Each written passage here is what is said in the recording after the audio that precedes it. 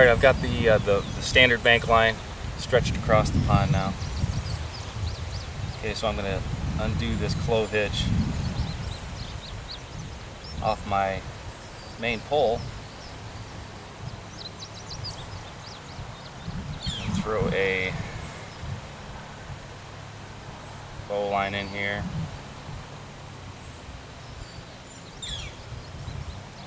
Okay. Now this is the start.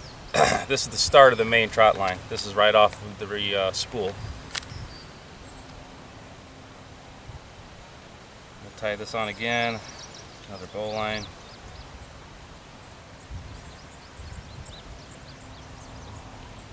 Okay.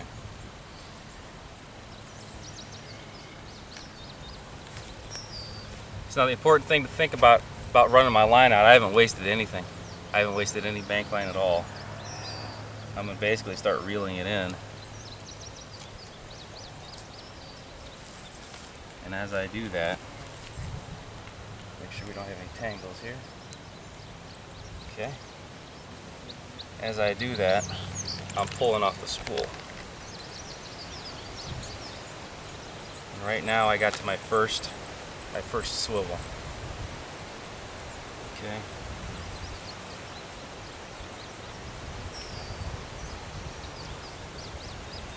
I originally put knots in this thinking these were like a snap swivel, but they're not. So I do have to actually tie a loop in and onto this. Again, if I was making this for myself, which I'm probably gonna do several of these in the future, I'll use snap swivels. But again, I think this is more set up for like a large catfish. Okay, so I've got my hook.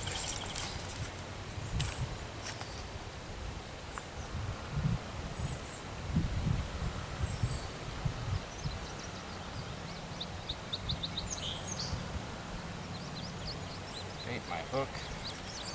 Now I'm going to pull this into the water, making sure I at least get it into the water before it hits, so I don't drag my worm off. Okay, here's the second one. It looks like the spacing's about 4 feet apart on here. That's probably sufficient. That's something I can play with over time. Another thing to think about that I didn't originally think about making my own, these swivels are actually crimped into place. So that way one fish isn't swimming up and down the line, tangling everything up. So that's kind of an important thing to think about. You could probably use like a split shot for that. It's a piece of copper. I'll show you one here when I reposition the camera.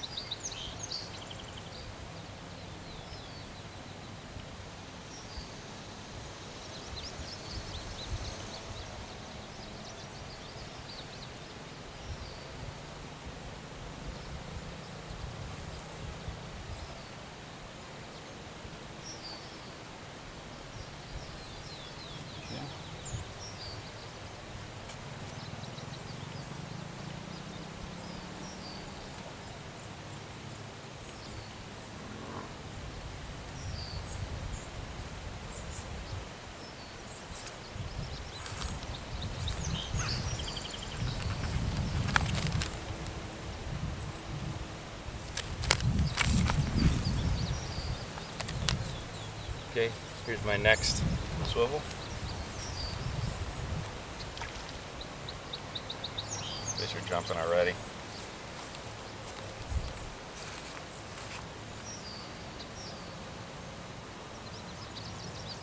Actually, Steve Davis did a video very, very similar to this. He was actually going across a small creek. That's probably the first time I saw this technique used. Never personally done it until now, so there's really no point in learning skills and not practicing them. There's subtle differences that you do that other people wouldn't do, as well as some things other people do just don't work for you. But This seems to be going fairly well.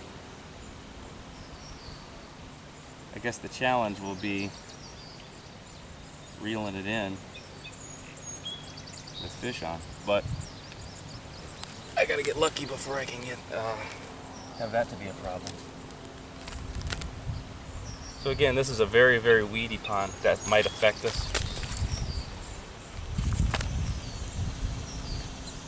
But if you found a pond out in the middle of nowhere, or a little stream or anything, I'm sure it's not going to be manicured and nice and algae free.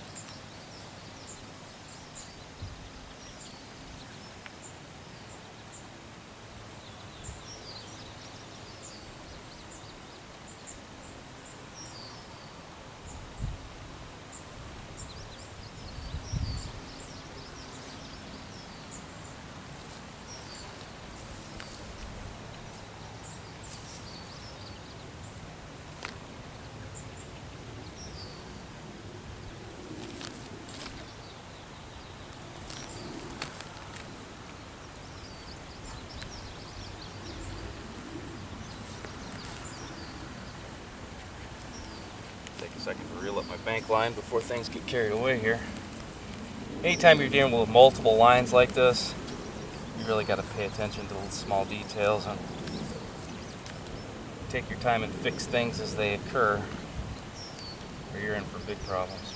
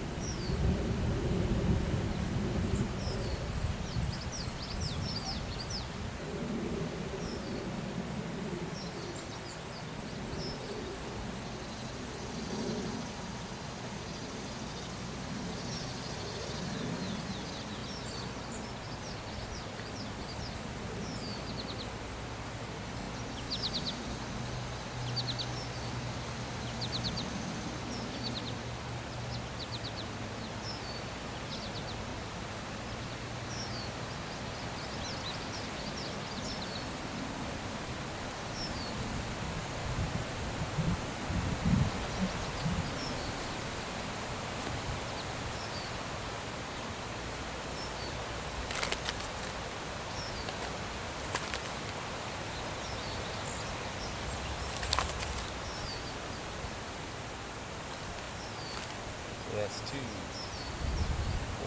4, 5, this is 6. Alright, I'm going to reposition the camera. I'm going to keep doing the same thing 20 times. So you kind of get the idea with this. If for some reason I misjudged my distance, I have the option of not baiting all my hooks. Like if this is a very small pond or a creek. I could also in this case, I can move my stake further down the line to give me more distance. In a stream or a creek, I could loop it downstream and come back into the stream again. So I might be 5 hooks across, 5 hook spaces up the bank, then back across again. That would screw up the retrieval technique that I've got going on, but that doesn't really matter at this point. I think I got a fish already. I'm going to finish this setup before we even think about bringing fish in.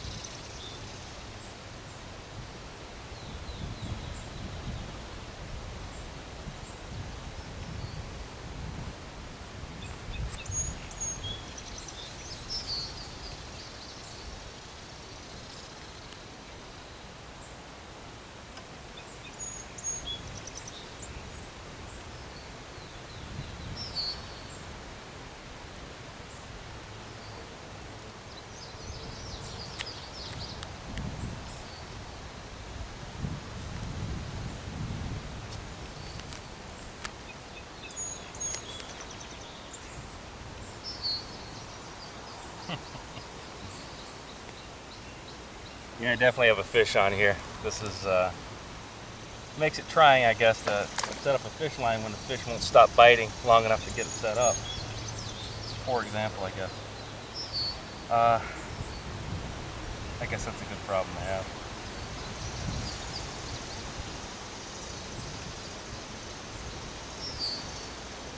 So I think I'll let this go a little bit, and I may even get to do a fish fillet video, maybe a fish cooking video.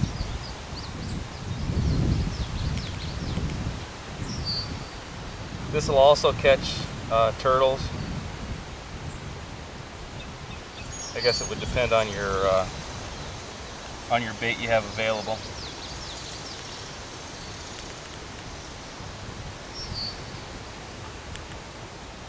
And as you are catching fish,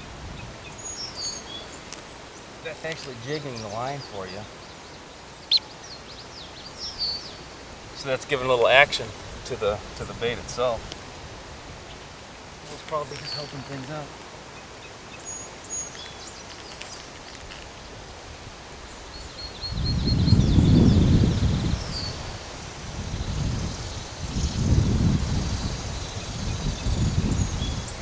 This would be definitely like a long-term answer to food in the wild. You know, you go out there with a pole and a line and a hook and you can catch a fish. This type of technique is going to be working for you all the time. You know, sometimes you might reel it in and be fortunate to have multiple fish. You know, the next time up, you might not get any. Alright, so far so good with this trot line setup. A couple things I didn't think about before I started is make sure that the lines wouldn't reach each other. So you don't want, you know, fish on hook number 3 to reach fish on hook number 4. It would just make a mess. That's one of the advantages, I guess, to going to a commercial setup and not modifying it before you know what you're doing.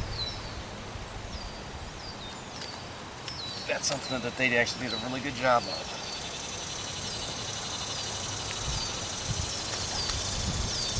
Another thing is one of the disadvantages to a trot line that I can tell you right now is the thing just takes a lot of bait.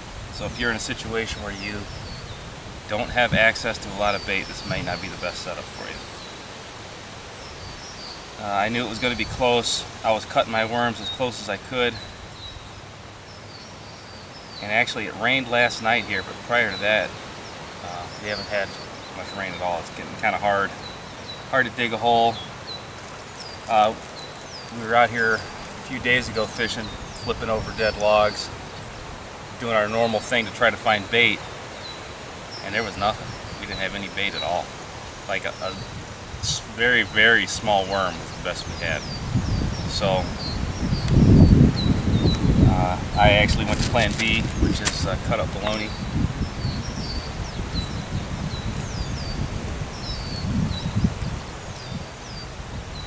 Usually crickets, grasshoppers are another good option. They don't stay on the hook as well though as a worm. That's something else to be concerned with. If you catch a fish early,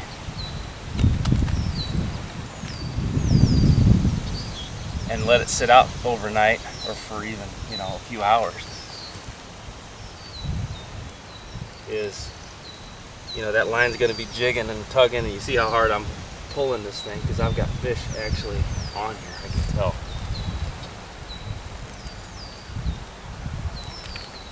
Is you know, the more you screw with it, the more you're going to be taking your bait off. That's never a good thing.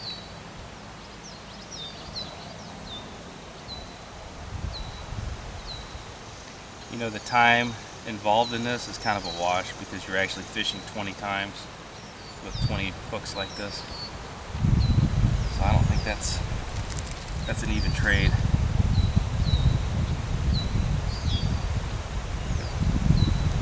Well, this is gonna hold up.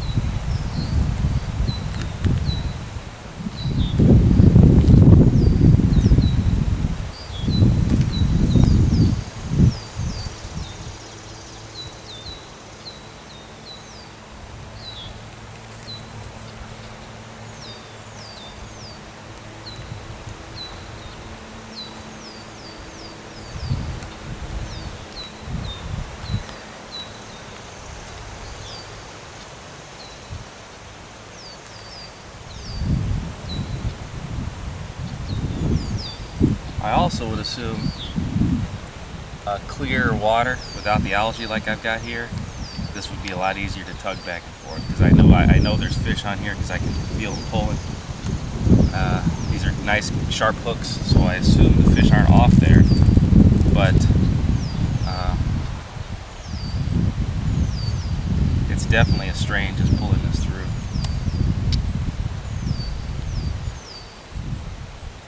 And I see my headline starting to come out of the water, which means that I misjudged the distance by a little bit. I am going to shut the camera off, go move the stake over another 10-15 feet. I have, looks like 2 more hooks to put on, and I've got 2 hooks that aren't in the water. So I'm going to move it maybe even 15 feet. Not going to hurt anything.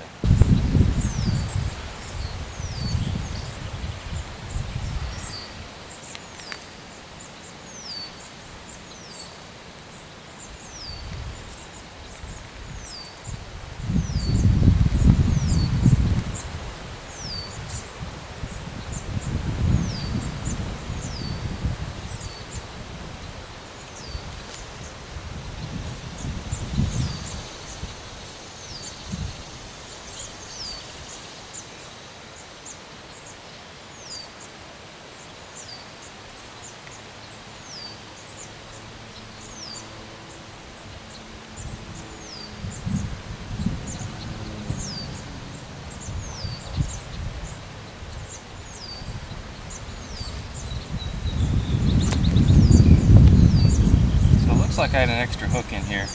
I'm out of swivels and I'm down to my last hook. I think I might tie the last hook on without a swivel, similar to I would do if I just had hooks and a roll of bank line out in the wild. Another advantage to the Trotline setup, is the old live food never spoils analogy. I've got fish on here. If I catch them, like I know I have a fish on here, there's no doubt about it. I feel it tugging the line. I pull it out, it's 90 degrees out right now, so I have to process that fish, eat that fish, or smoke that fish pretty darn soon. This is almost like a living stringer. He's caught, he's in the water, the fish is alive. Then I have the option of when I eat it within reason.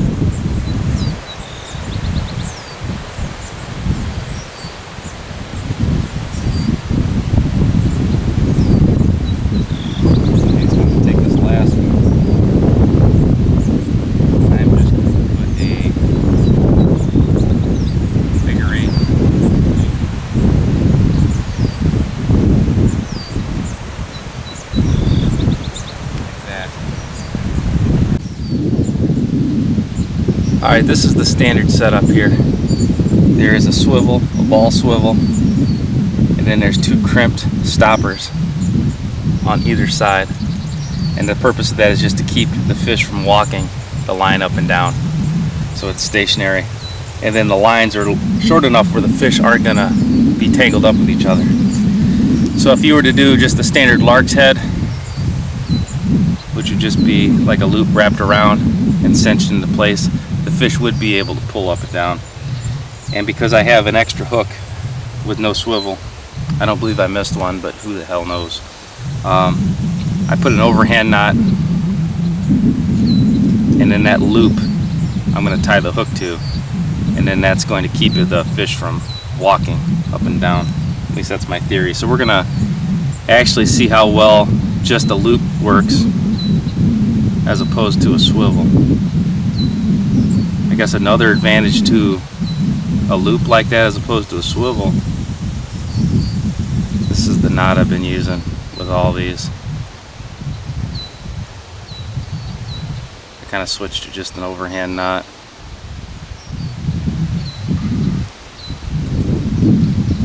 So that's my loop.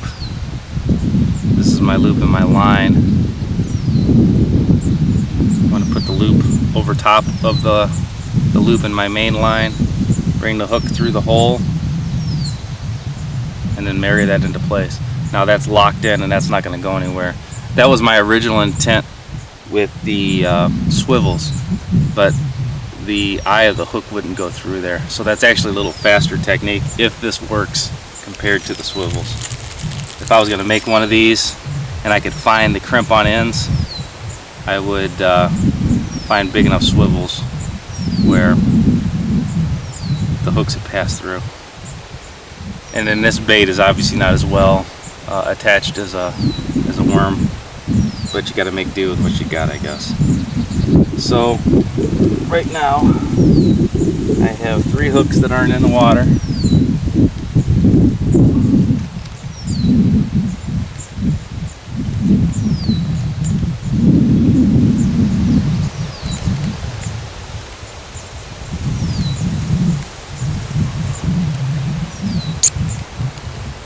There's a lot of tension on that right now.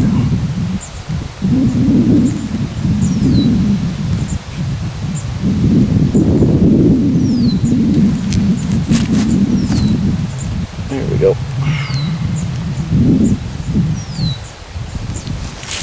Okay.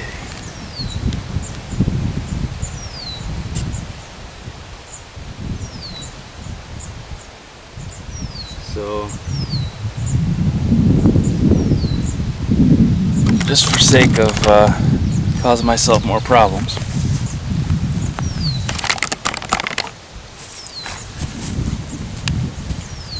I want to put another bowl line in here.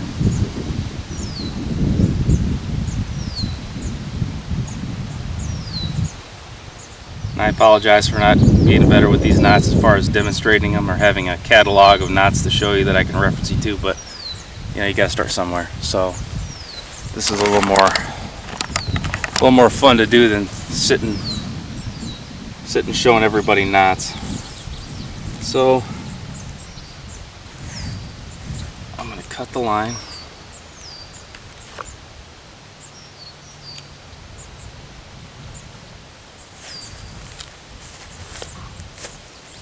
Cut the line again.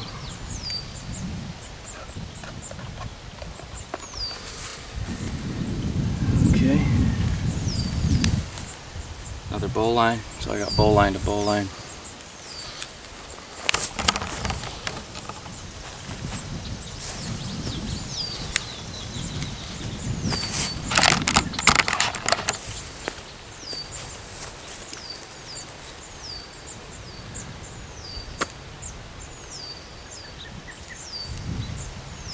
Okay, so I cut the line. I cut my main bank line going out. I got a bow line on each end of it, attached to the end of my trot line. Okay, so right now, this is the beginning and the end of the trot line. So I want it in the water a little bit more. I still got hooks that are dry.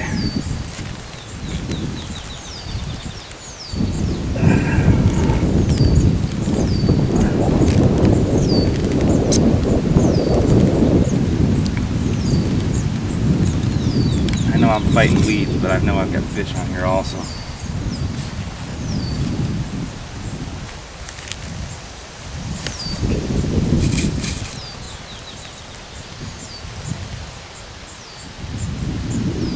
So this is the end of the trot line, getting ready to go into the water. Another bow line. I know a bow line does not slip. That's what I'm looking for right now. I want a strong knot that does not slip.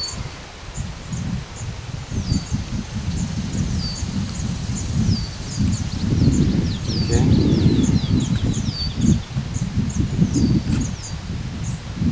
So on here, this is what I've got in the water.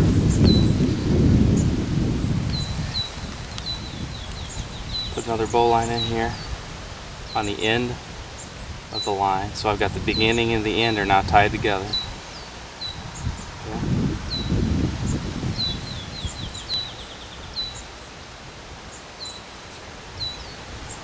Okay. It's hard to tie knots in here when fish are pulling on it.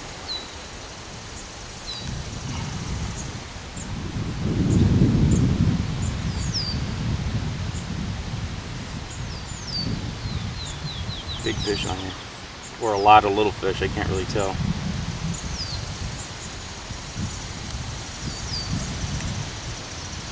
Okay, so I've got a bowl line and a bowl line. Now, I'm going to start pulling this end in. Alright, so what I did is I turned this trot line into a food producing machine. I can see fish on the line already. I mean, they're jerking the snot out of this thing, and that actually is working and jigging my other lines, which is a higher likelihood of getting more fish on there. As far as equipment used, I mean, I just used my Baco saw to cut 2 steaks, used the tomahawk to sharpen the ends and drive them in, and then this commercial kit like I showed.